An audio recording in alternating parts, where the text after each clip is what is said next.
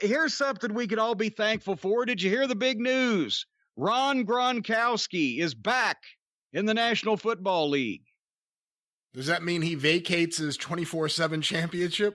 They actually tweeted out some shit and somebody retweeted it. Well, just remember that Ron Gronkowski is still in possession of the 24/7 title and it could be taken away from him anywhere. I dare them, if they do ever play NFL games again in stadiums with people, if that does happen, when it happens, I double dog dare them to try to get the NFL to go along with one of their supposed star players. And by the way, if this idiot is a current star in the NFL, maybe chances are that the same things happen to the NFL talent pool. It's happened to the quality of the wrestling talent pool over the last 20 years. But anyway, if this guy does a job on the fucking sidelines, the 50-yard line at halftime of a fucking game, I will get hot. I'll cut a bitch.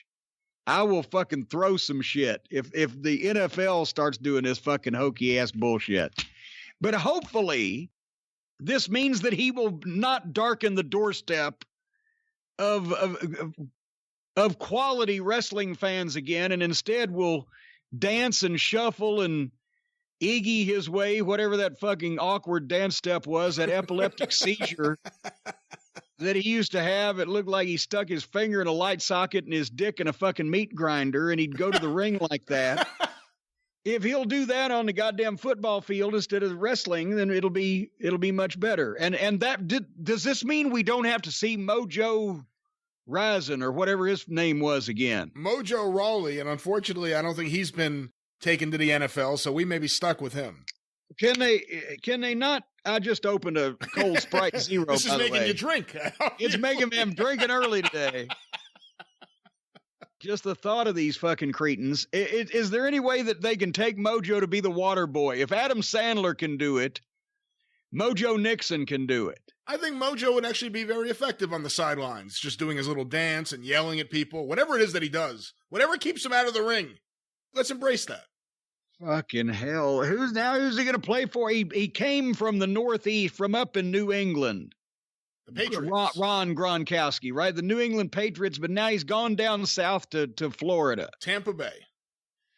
So now he can be the one they're talking about when they have the headlines in the newspaper, Florida man does something stupid.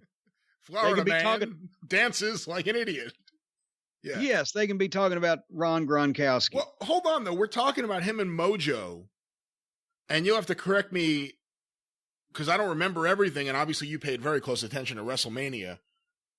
Mojo and him had a little bit of a problem where Mojo won the 24/7 championship when Rob, now you got me doing it, thought he was going to win it. Now, who are you talking about now? Who's Rob?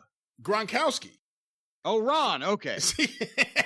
Where is their relationship today? Did they end night 2 of WrestleMania as friends again, or was there still a feeling of betrayal?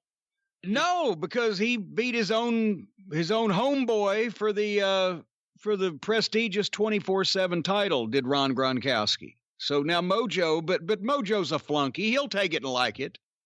He's a flunky. It's obvious who the dog is in that relationship and who the cat is. He's going to take it. And he's going to like it because he's carrying Ron Gronkowski's bags around. That's why I figured it'd take him like Adam Sandler.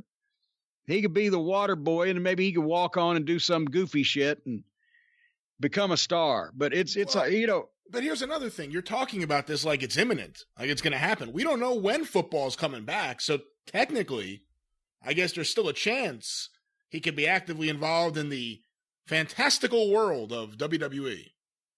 Well, see, now you've ruined my whole goddamn mood there because I thought this was big news. He's going back to the NFL. Well, they won't let him. They won't let him do anything physical.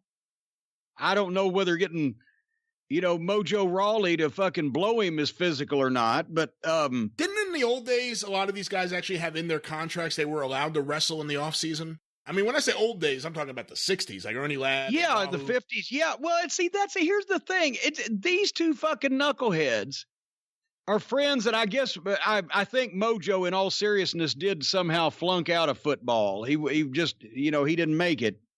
But this Ron Gronkowski is a big-time NFL football player. I've met big-time NFL football players. Wahoo McDaniel didn't act like that. Ernie Ladd didn't act like that. I don't. What is it? Is it now? It's not just wrestling where the modern generation of the athletes acts like goddamn complete fucking buffoons when they get out in public, or it's not just wrestling. It's just. Is it just the generation rather than the generation of specific athletes in a specific sport? Can you imagine Wahoo McDaniel? He did the fucking war dance, but he wouldn't do that goddamn break dance or whatever that fucking Ron did. And he wouldn't act like a silly putz like that, and neither would Ernie Ladd have. Or Leo Nomalini or whatever the fuck.